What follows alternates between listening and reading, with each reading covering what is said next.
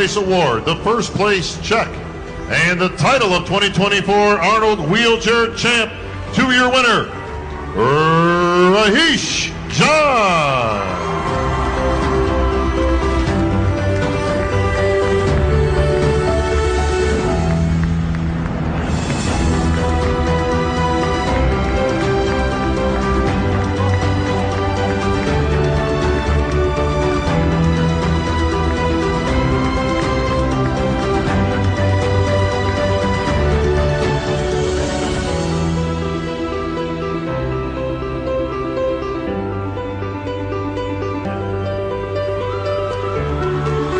Gentlemen, let's all raise hands in victory.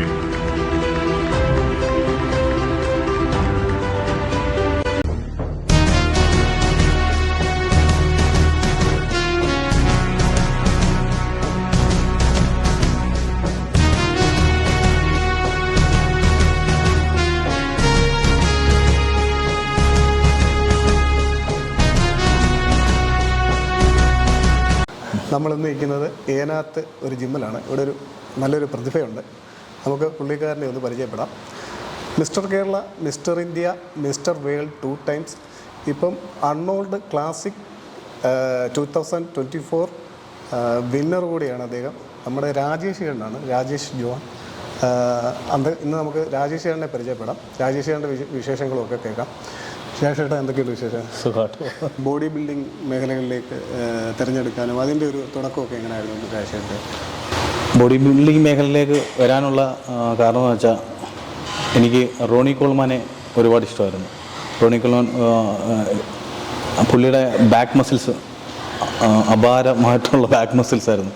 അപ്പോൾ അതായിരുന്നു എന്നെ ഭയങ്കര മോട്ടിവേറ്റ് ചെയ്തത്. ആ ഒരു ബോഡി കണ്ടിട്ടാണ് ഞാൻ മത്സരവേദിയിലേക്ക് ഇറങ്ങണം എനിക്ക് താല്പര്യം വന്നത്.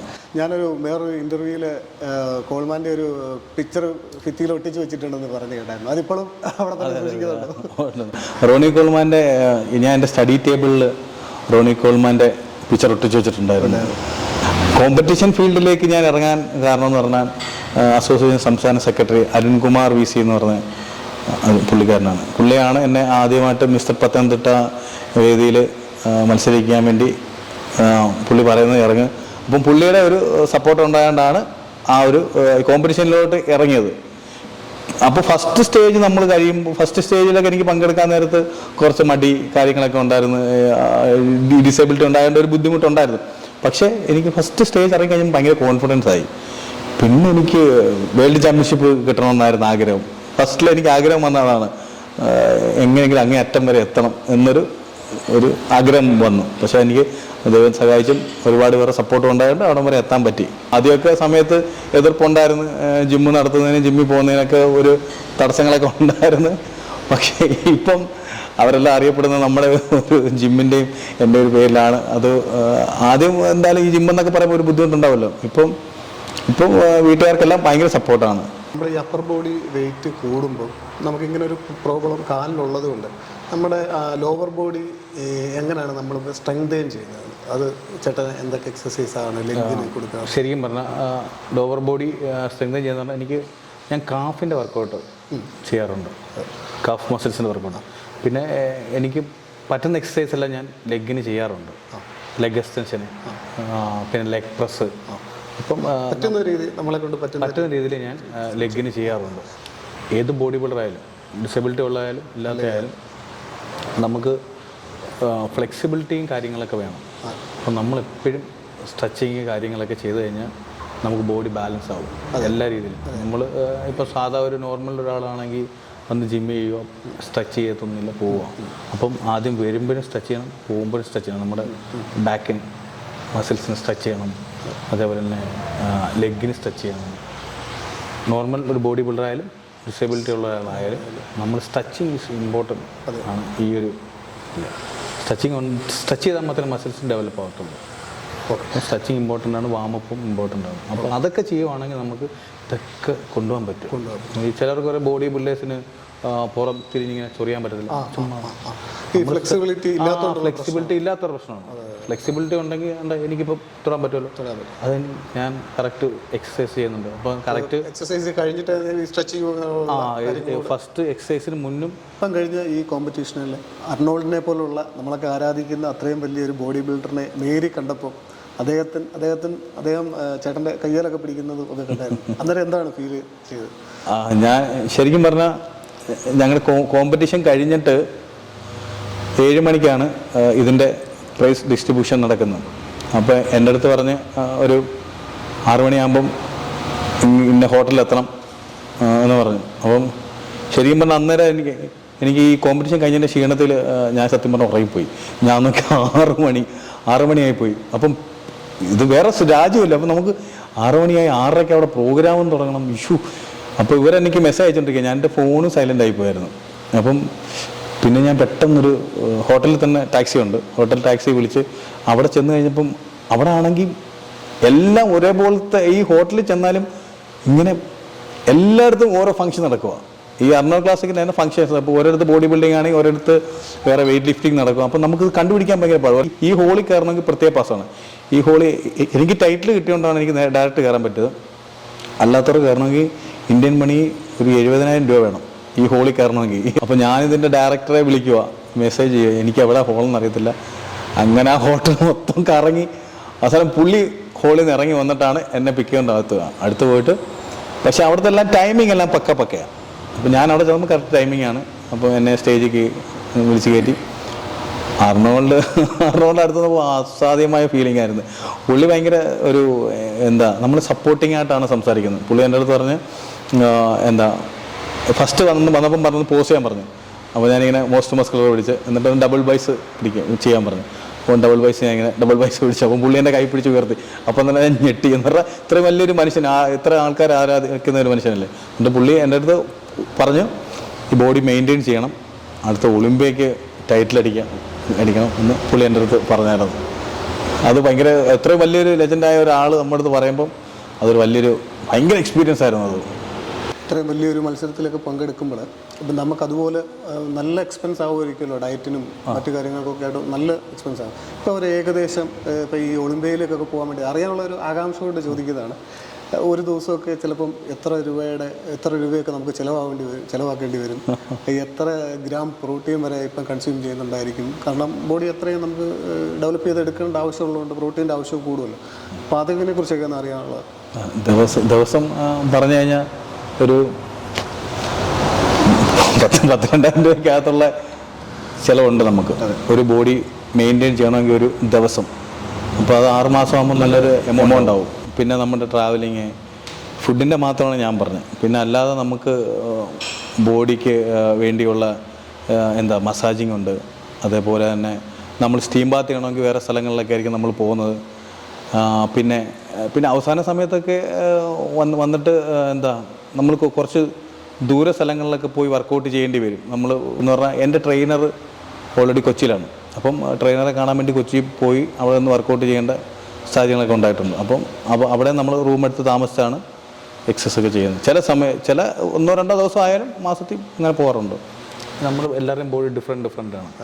അപ്പം എൻ്റെ ബോഡി പ്ലാൻ ചെയ്ത് വെക്കുന്നതെന്ന് പറഞ്ഞാൽ നമുക്ക് ഗെയിൻ ചെയ്യുന്നതിനൊപ്പം തന്നെ മസ്കുലർ ആവണം. അതെ. അപ്പം നമ്മൾ പ്രോട്ടീൻ കണ്ടൻറ്റും കാർബോഹൈഡ്രേറ്റ് വേണം എന്നാൽ കുറച്ച് അങ്ങനെയുള്ള രീതിയിലാണ് പൊയ്ക്കൊണ്ടിരിക്കുന്നത്. ഏകദേശം ഒരു 10 മുട്ട കൂടുതൽ എന്തായാലും കഴിക്കാം.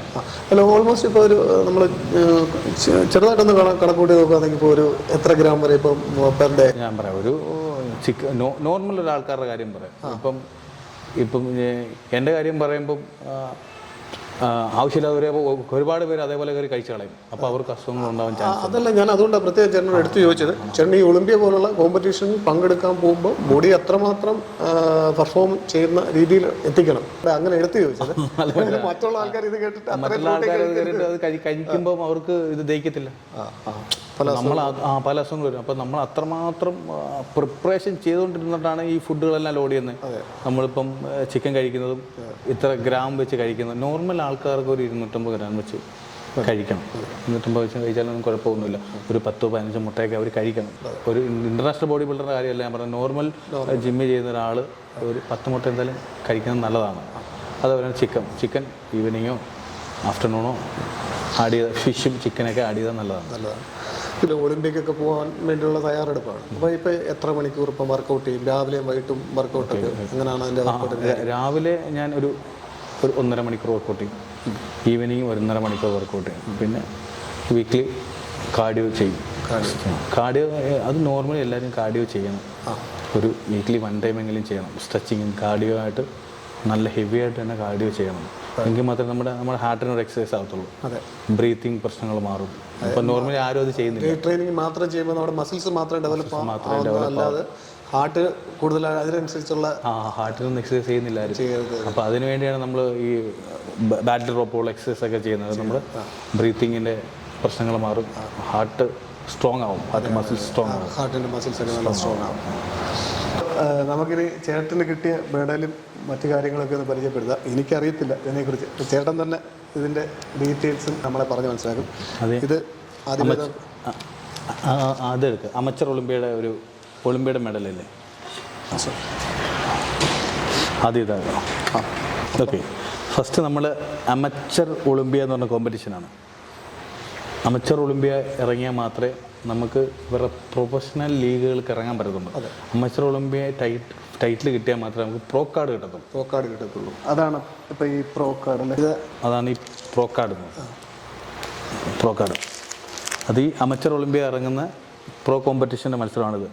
പ്രോ കാർഡ് അത് ഈ ഇന്ത്യയിൽ വെച്ച് ശരിക്കും പറഞ്ഞാൽ വീൽ ചെയർ കാറ്റഗറിയിൽ ആദ്യമായിട്ടാണ് ഈ മത്സരം നടത്തുന്നത്.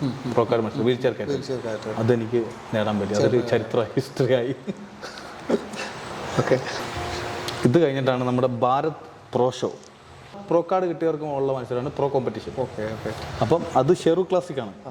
ശരിക്കും പറഞ്ഞാൽ ഇതൊരു വലിയൊരു ഓരോരോ സ്റ്റെപ്പാണ്. ഒരുപാട് ബോഡി ബിൽഡേഴ്സ് എത്രമാത്രം കഷ്ടപ്പെട്ടിട്ട് വന്നിട്ടാണ് മത്സരം പങ്കെടുക്കുന്നത്. അപ്പം ഇതൊക്കെ ലക്കും പ്രാർത്ഥനയും ഹാർഡ് വർക്കും ഉണ്ടെങ്കിൽ മാത്രമേ നമുക്ക് കിട്ടത്തുള്ളൂ. നമ്മൾ ഒരു സുപ്രഭാതത്തിൽ കിട്ടുന്ന കാര്യമല്ല, ഒരുപാട് ഹാർഡ് വർക്ക്. അപ്പം 2 ദിവസം കൊണ്ടോ അല്ലെ ഒരു മാസം കൊണ്ടോ പറ്റുന്നില്ല. ഒരുപാട് കഷ്ടപ്പെട്ടും ഞാൻ പറഞ്ഞില്ലേ, നമ്മൾ ഒരു കാര്യത്തിന് വേണ്ടി ഒരുപാട് കഷ്ടപ്പെടുമ്പം അത് ഇങ്ങനെയുള്ള ഔട്ട്പുട്ടുകൾ കിട്ടും. സക്സസ് എന്ന് പറഞ്ഞാൽ ആപ്പാടെ ഇത്രയേ ഉള്ളൂ സാധനം. അപ്പം അതിൻ്റെ ഹാർഡ് വർക്ക്, സ്ട്രഗിള്, സ്നേഹം, അങ്ങനെ ഇത്രയും സംഭവങ്ങൾ കഴിഞ്ഞിട്ട് വരുമ്പം സക്സസ് ഇത്രയേ ഉള്ളൂ. പക്ഷേ അതിൻ്റെ ടേസ്റ്റ് ഭയങ്കരമായിരിക്കും. അതെ, പക്ഷേ അത് അറിയുന്നവരുടെ അടുത്ത് നമ്മളിത് പ്രസന്റ് ചെയ്യണോ, അറിയാത്തവരുടെ അടുത്ത് ഇത് പറഞ്ഞാൽ പറയും. അവരുടെ ക്വസ്റ്റ്യൻ ഒക്കെ വേറെ രീതിയിലായിരിക്കും. അതെ തീർച്ചയായിട്ടും. അപ്പോൾ അത് കഴിഞ്ഞിട്ടാണ് അപ്പോൾ ഈ പ്രോ കോമ്പറ്റീഷൻ ഷോയിൽ ഫസ്റ്റ് അടിച്ചപ്പം എനിക്ക് ഡയറക്റ്റ് ഇൻവിറ്റേഷനായി USA ഈ അർണോൾഡ് ക്ലാസിക്കിന് നമുക്ക് ഇൻവിറ്റേഷൻ ചെയ്തവർക്ക് മാത്രമേ പോകാൻ പറ്റത്തുള്ളൂ. USA നടക്കുന്ന മത്സരത്തിൽ ഇങ്ങോട്ട് ഇൻവിറ്റേഷൻ വരണം, എന്നാൽ മാത്രമേ നമ്മളതിന് ആ രീതിയിൽ ക്വാളിഫൈഡ് ആയിരിക്കണം. അപ്പോൾ ഇത് കിട്ടി കഴിഞ്ഞപ്പം അവരുടെ ഇടയിൽ ഒരു ചർച്ച ഉണ്ടായി കാണാം. അപ്പോൾ എൻ്റെ അടുത്ത് പറഞ്ഞ് ഇത്രാം തീയതിക്കുള്ളിൽ ശ്രദ്ധിച്ചോളം മെയിൽ വരാൻ ചാൻസ് ഉണ്ട്. അപ്പോൾ ഒരു രാത്രി എറണാകുളത്ത് ഞാൻ കോച്ചിനെ കാണാൻ പോയിട്ട് വന്ന സമയത്ത്, ഞാനിങ്ങനെ വന്നുകൊണ്ടിരിക്കുന്ന സമയത്ത് എൻ്റെ അടുത്ത് പറഞ്ഞ് കയറിയിട്ട് ഇൻസ്റ്റാഗ്രാം കയറി നോക്കാൻ പറഞ്ഞു. ഇൻസ്റ്റാഗ്രാം കയറി ഞാൻ നോക്കിയപ്പം നമ്മുടെ അർണോൾഡ് ക്ലാസിക്കിൻ്റെ പേജിൽ എൻ്റെ ഫോട്ടോ സത്യം ഞെട്ടിപ്പോയി. ഞാൻ എന്ന് പറഞ്ഞാൽ അവരുടെ കോമ്പറ്റീഷനിൽ പങ്കെടുക്കുമെന്ന് പറഞ്ഞ് ഫോട്ടോ വന്നു. അതൊരു ഭയങ്കര അങ്ങനെ ഇതിലേക്ക് എത്തിപ്പെട്ട് ആദ്യത്തെ ഇന്ത്യക്കാരനാണ് ഇത് വാങ്ങുന്നത്. അതെ, അതാ ഒരു ഭാഗ്യം. അത് എന്നും ഒരു ചരിത്രമായിട്ട് നിലകൊള്ളുമെന്നുള്ളതാണ്. അതൊരു വലിയ സംഭവം. ഹിസ്റ്ററിയിൽ അതൊരു മാർക്കായിട്ട് തന്നെ എന്നും നിൽക്കുന്നുള്ളതാണ്. അർണോൾഡിൻ്റെ പേര് നടക്കുന്ന ഒരു ചാമ്പ്യൻഷിപ്പ്, അർണോൾഡിനെ പോലുള്ള അത്ര വലിയൊരു ബോഡി ബിൽഡർ അവരുടെ പേര് നടക്കുന്ന ഒരു ചാമ്പ്യൻഷിപ്പ് ആദ്യമായിട്ട് ഇന്ത്യയിലേക്ക് കൊണ്ടുവരിക എന്ന് പറഞ്ഞാൽ ഇല്ലയോ, തീർച്ചയായിട്ടും കൂടുതൽ ഭാഗ്യം പിന്നെ എന്തോ. അപ്പോൾ അതിന് കിട്ടിയ ഇനി ഇതെല്ലാം ട്രോഫി ഉണ്ട്. ട്രോഫി ഇങ്ങനെ അവർ കൊറിയർ ചെയ്ത് തരത്തുള്ളൂ. അല്ലാതെ നമുക്ക് റിങ്, ഇതൊരു വലിയൊരു റിങ്ങാണ്. സത്യം പറഞ്ഞാൽ ഇതിന്റെയൊക്കെ പ്രാധാന്യം എത്രമാത്രം ഉണ്ടെന്ന് അത് ഏതൊരു ബോഡി ബിൽഡറും ആഗ്രഹിക്കുന്നതാണ് അല്ലേ. തീർച്ചയായിട്ടും ഇത് ചേട്ടൻ നിമിത്തം ഇന്ത്യയിൽ വരാനും ഞങ്ങളെ പോലുള്ള സാധാരണക്കാർക്ക് ഇതൊന്ന് തൊടാനും ഒക്കെ കിട്ടിയ ഒരു ഭാഗ്യം എന്ന് പറഞ്ഞാൽ അത് ഞാനൊരു വലിയ ഭാഗ്യമായിട്ട് കരുതുന്നു. ശരിക്കും പറഞ്ഞാൽ നമുക്കിതെല്ലാം വരണമെങ്കിൽ നമ്മൾ നമുക്കൊരു ഭാഗ്യവും പിന്നെ ഹാർഡ് വർക്കും ഉണ്ടെങ്കിൽ, പ്രാർത്ഥന ഉണ്ടെങ്കിൽ മാത്രമേ അതെല്ലാം നമുക്ക് വരത്തുള്ളൂ. നമ്മൾ ഹാർഡ് വർക്ക് ചെയ്യണം, ഒരുപാട് ഹാർഡ് വർക്ക് ചെയ്താൽ. ഇതിൻ്റെ പിന്നിലെ സ്ട്രെയിൻ എന്ന് പറഞ്ഞാൽ അതിന് മാത്രം കഷ്ടപ്പാട് മാത്രം. ഞാൻ കോവിഡിന് മുന്നേ തൊട്ട് കണ്ടിന്യൂസ് ആയിട്ട് വർക്കൗട്ട് ചെയ്യും. അതെ, ഇവിടെ അറിയാമല്ലോ, നമ്മൾ ഡിസ്ട്രിക്ട് കോമ്പറ്റീഷനിലൊക്കെ ഇറങ്ങുമ്പോൾ തന്നെ നമുക്കതിൻ്റെ എന്തെല്ലാം എത്രമാത്രം കഷ്ടപ്പാടുണ്ട്. അപ്പോൾ ഈ ലെവലിലേക്കൊക്കെ പോകുമ്പം അതിനെടുക്കുന്ന ഇനിഷ്യേറ്റീവ് അതിന് അത് ബോഡി ബിൽഡ് ചെയ്യുന്നവർക്ക് ശരിക്കും ബുദ്ധിമുട്ട് മനസ്സിലാവും. സത്യം പറഞ്ഞാൽ ഇതൊക്കെ കണ്ടോ, ഇതൊക്കെ വേൾഡിൽ എത്രയോ താരങ്ങളുടെ കൂടെ മത്സരിച്ചിട്ട്, ഇന്റർനാഷണൽ താരങ്ങളുടെ കൂടെ മത്സരിച്ചിട്ട് ഈ അടൂര് ഏനാത്ത് ജിമ്മിൽ വന്നിരിക്കുന്ന സാധനം ഒക്കെ ഒന്ന് കാണാനും നമുക്ക് ഒരവസരം ഉണ്ടാക്കി തന്നത് താങ്ക് യു. ഇതിൻ്റെ ഡീറ്റെയിൽ ആയിട്ടുള്ള അടുത്തുള്ള വീഡിയോ ഞാൻ ഒന്നും ക്യാമറ വെച്ച് എടുത്ത് കാണിക്കാം നിങ്ങളെ.